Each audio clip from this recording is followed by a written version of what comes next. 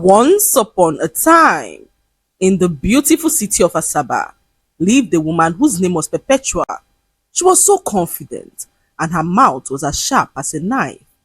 No one ever won an argument with her, as Perpetua always had an answer to every question. Her mouth could win a marathon competition because it never got tired of running. Perpetua believed that she was born for greatness, not the normal greatness everyone around her strived for. Perpetua yearned for international greatness, one she believed was CNN worthy. She would often stand outside her house, hands on her waist, as she bragged to everyone to hear that one day her life would be an international sensation. People laughed at her and referred to her as a dreamer. They could not understand how a woman like her would be dreaming of things that she knew were impossible.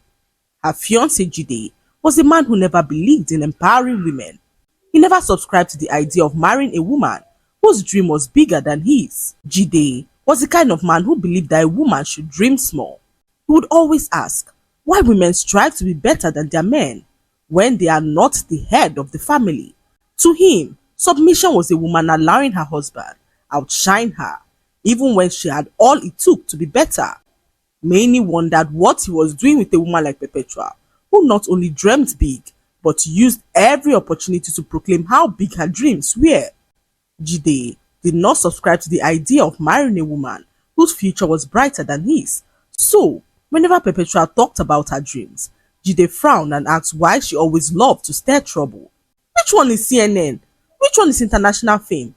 Can't you just dream like other women who think about marriage, children, and small businesses? If you continue like this, then you will leave me with no other option but to end this relationship, because what kind of a woman wants to outshine her husband in his own home? The disagreements became frequent as Jide did everything within his power to change her. He did not only fail to support her, he actively tried to dim her light. One day, Jide informed her that nobody will select a woman like her. "Stop embarrassing both of us. You are nothing but an ordinary woman," he said to Perpetua, who instead of crying laughed. A bitter, sarcastic laughter that shocked Jide to the bones as she gave him a piece of her mind.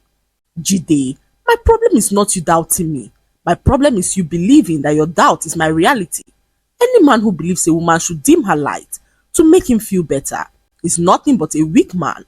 That night, they had the biggest fight of their lives. Jide said things that cut deeper than knife. He insulted her dreams, her confidence, even her loud mouth that he used to boast about when they first met. "You will never be great. All this your big talk is empty noise," he shouted, revealing that women like her end up frustrated because no man wants a wife who thinks that she's a man. Perpetua's eyes widened as her chest rose and fell like someone who was trying to swallow fire. However, she refused to cry. Instead, she took a deep breath and began to speak calmly, saying, "Jide, you are not afraid that my dreams are too big. You are afraid that your own dreams are too small." Jide felt the words hit him like a rock. Before he could even recover, Perpetua picked up her bag, raised her head high like a queen, and said her final words to him. "If my wings intimidate you so bad, then step out of my sky," she said as she walked out of his house, vowing never to return. Jide fumed in anger. He stood there and watched as Perpetua left, as if their years together meant absolutely nothing to her. He convinced himself that she was going to come back and beg, and when that happened, he would put her in her place. Days passed, and Perpetua did not return. Jide announced to everyone that cared to listen that the engagement was finally over. He lied to them that Perpetua was too wild and could not be trusted. Jide left out the part where he tried to suffocate her dreams. In his own version of the story, he was the victim, the good man who escaped a bad woman, and the gullible people believed him. They patted his back, assuring him that he made the right decision. In fact, some even applauded him for dodging a bullet, as they called Perpetua all sorts of unprintable names. Jide, in a bid to prove a point, rushed into another relationship. This time, it was with a girl named Onome, who everyone knew was quiet and soft-spoken, a girl whose dreams were smaller than a grain of rice. Onome was the complete opposite of Perpetual. She spoke softly and walked with her head bent like a shy goat. People clapped for Jide as they congratulated him for finally choosing a wife material. This one will not argue or dream above her size, they said as the streets of Asaba buzzed with gossip. Even Perpetual got to find out about it, but Jide was no longer her problem. She minded her business and acted blind to all that was happening, despite hearing all the terrible things that people were saying about her. Perpetual chose to remain silent. She focused all her energy on her work until one fateful evening when she fainted at work and was rushed to the hospital. The doctors revealed to her that she was pregnant. Perpetua froze. For a moment, the whole world stood still. She blinked, she gasped, and sat up slowly on the hospital bed, her eyes wide like someone who had just seen a ghost. "Pregnant?" she whispered, as the doctor nodded. "Yes, madam, you're about 3 months gone." Perpetua almost fainted again. Jesus, after all my motivational speeches, is this how plot twist starts?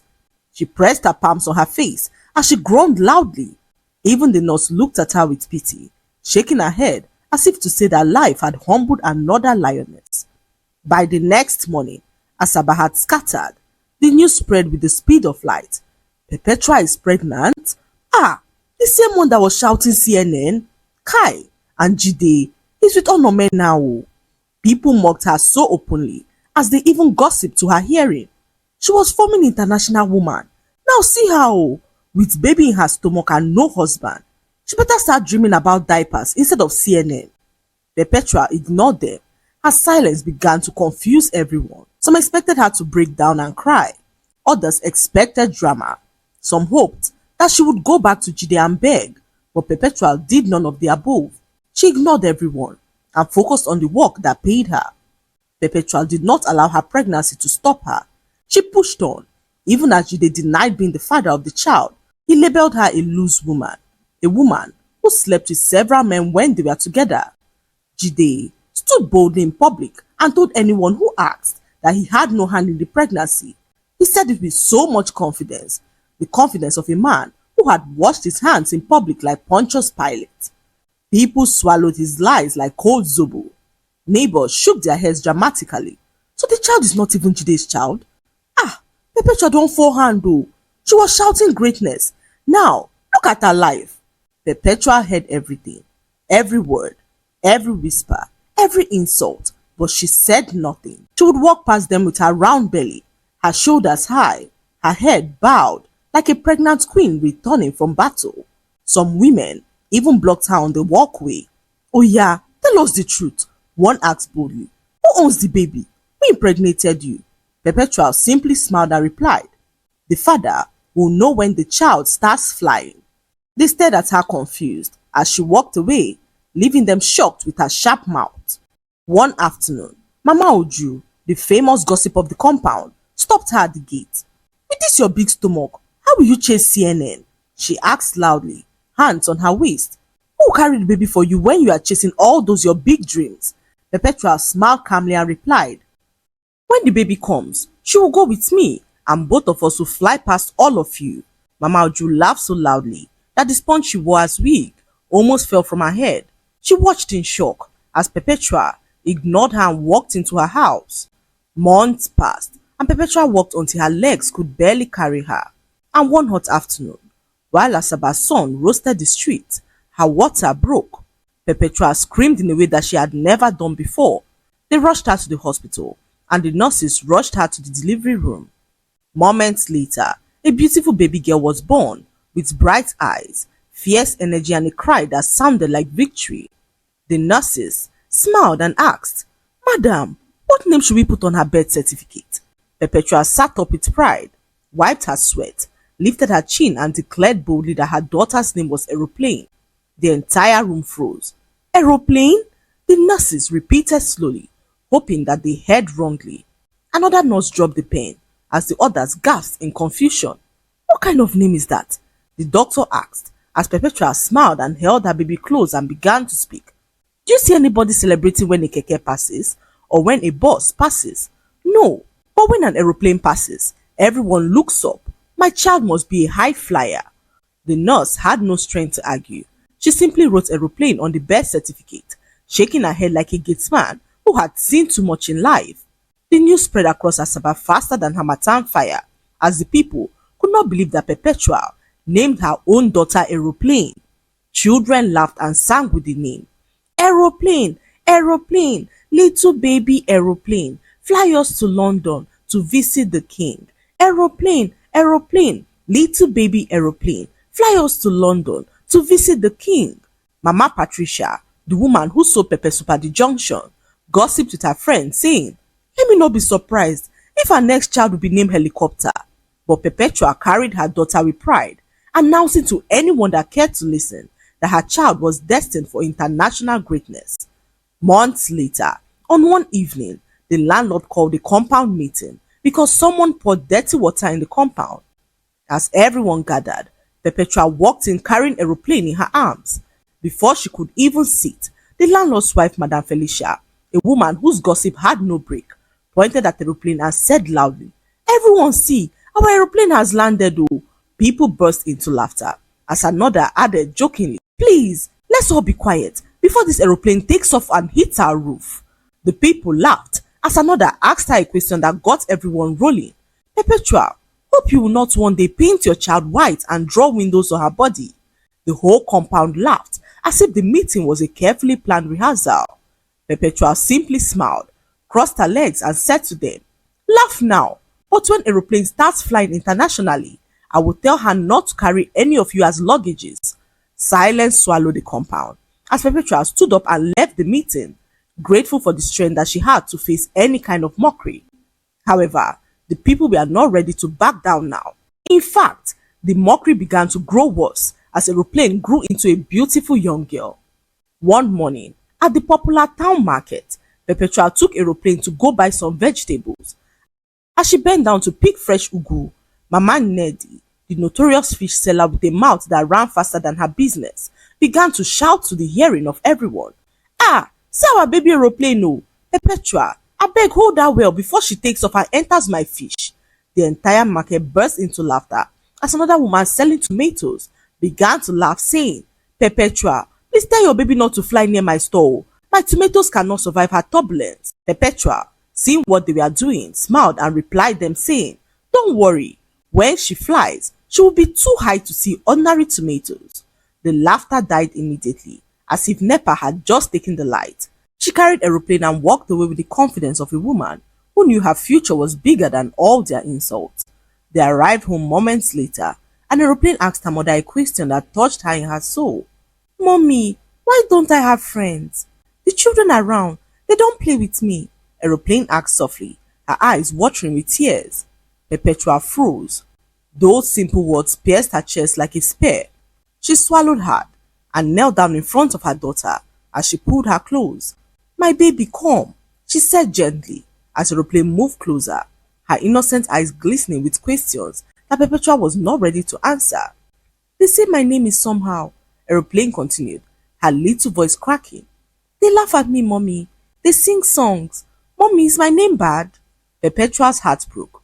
For the first time in a very long time, her eyes watered, not because the mockery hurt her, but because it was now touching the little girl who she loved more than her life itself. Perpetua lifted Aeroplane into her lap as she began to speak. "My child, your name is not bad. Your name is not strange. Your name is not a joke." Aeroplane blinked up at her mother. "Then why do they laugh?" Perpetua smiled as she looked her in the eyes and said, "People laugh at what they do not understand. They laugh because they don't know who you are meant to be. But one day, they will not laugh again. They will clap and even look up to you." Aeroplane's eyes softened, but the hurt still lingered. Perpetua stood up with determination in her eyes, lifting her daughter in her arms, as if presenting her to destiny. "No more playing around with children who have nothing better to do," she declared boldly. "You are too special for all this nonsense. You need a place where your mind can grow, where your wings can stretch," she said as she looked towards the window, as if speaking to the sky itself, as she whispered to herself that the time had finally come. The next morning, she woke up early and got her daughter ready as they marched out of their house. Everyone wondered where she was going with her daughter as they looked at them confused. "Where's Perpetua going with Aeroplane? Why is the girl dressed like it's Christmas? What is happening?" Even Mama Uju peeked through her window like a professional investigator as she asked Perpetua where she was headed. Perpetua ignored them all as she held her daughter's hand and walked out of the gate. Minutes later, they arrived Bright Future Elite Academy, which was one of the best schools in Asaba. Perpetual decided to enroll her daughter in the school as the headmistress. Teachers all froze in shock to hear her daughter's name. The headmistress, she asked why she had to give her daughter such an unusual name, and Perpetual, with all sense of pride, confronted the headmistress, asking why her daughter had to be ashamed of her name when people bear names like Amen, Endurance, Monday, and even Stability. Why then would you question me for naming my daughter Aeroplane? Why can't you all accept my daughter for who she is, instead of dwelling on her name, a name that no one understands why it was given to her in the first place? The headmistress stood frozen, unsure of what to say, as Perpetual's words hit her like a carefully aimed bullet. The headmistress cleared her throat nervously as she began to speak. Madam Perpetual, it's not that we don't like the name. It's just that other children might make fun of your child. So, we are trying so hard to stop that from happening, she said to Perpetual, who told her that if truly she wanted to prevent such from happening, then she as a headmistress should already know what to do. Perpetual watched as her daughter was led to her new classroom. Aeroplane walked to her class with her head held high, her tiny shoulders squared like a child who already understood the weight of her destiny.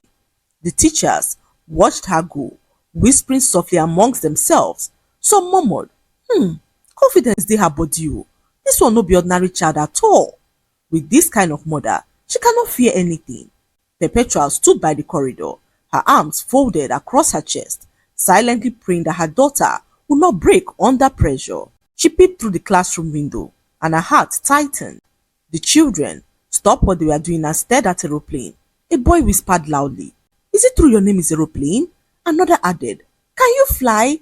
A girl giggled, "Will you make sound like vroom?" Aeroplane paused. She remembered her mother's words and lifted her chin as she said boldly, "Yes, my name is Aeroplane, and I don't need wings to fly." The entire class fell silent as even the class teacher blinked in shock. Without waiting for anyone's reaction, Aeroplane walked to the empty front seat and sat down, opening her new exercise book like it was the beginning of her new empire. Perpetual exhaled deeply. Her daughter was going to be fine. As she stepped back into the headmistress's office, the headmistress tried to speak up again, saying, "Madam, we'll try our best to make her comfortable. But with this name, I'm sure you know that it won't be easy," she said to Perpetual, who said something to her that struck her. "Headmistress," she began calmly, "a name does not limit destiny. Environment does. If you treat her like an outsider, the children will do the same. If you treat her with respect, the children will also follow." The headmistress nodded slowly. "You are right, madam." Perpetua smiled as she took her leave. Months later, during the school's inter-house sports, Aeroplane was chosen to run for her house. When her turn arrived, the announcer called her name, revealing that the next runner was Aeroplane.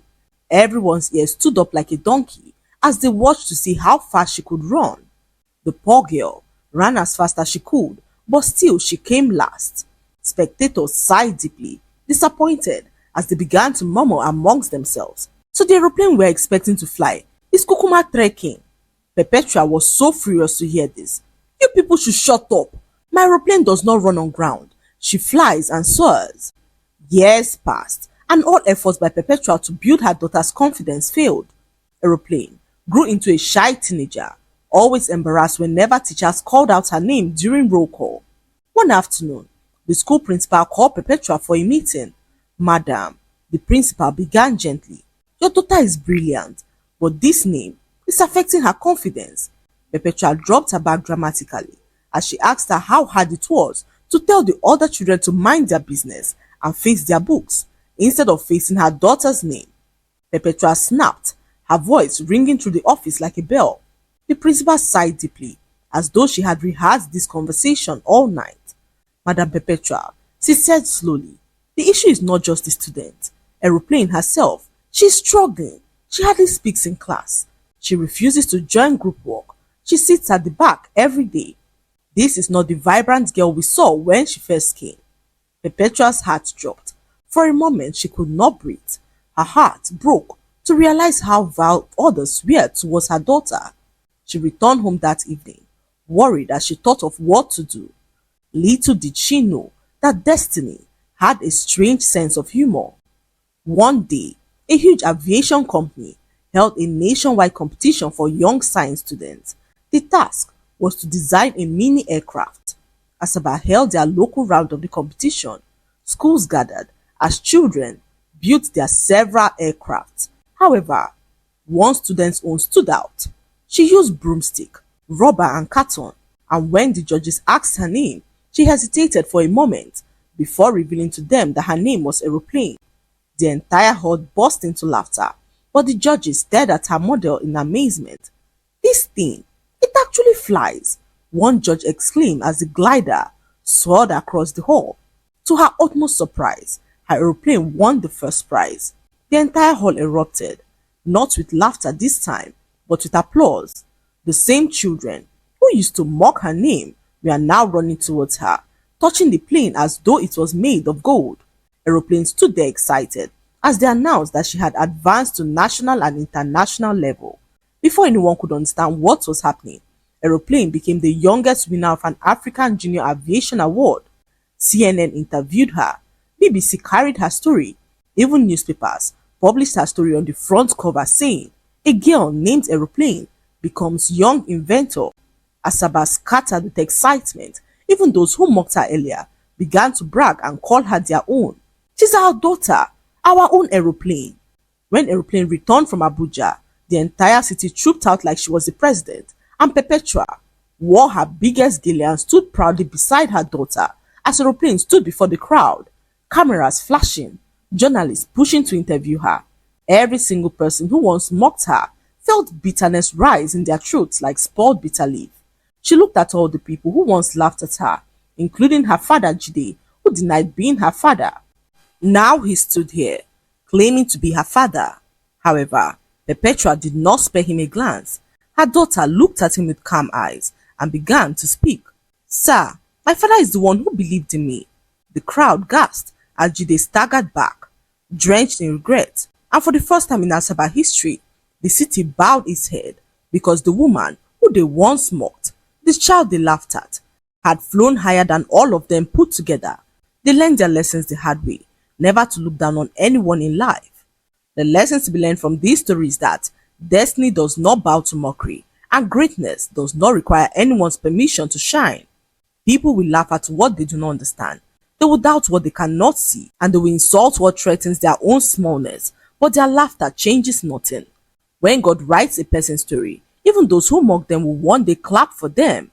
Perpetual's life teaches us never to shrink for anyone, never to apologize for dreaming big, and never to judge a person by their beginning, because the same name they laughed at today may be the headline they will celebrate tomorrow. I hope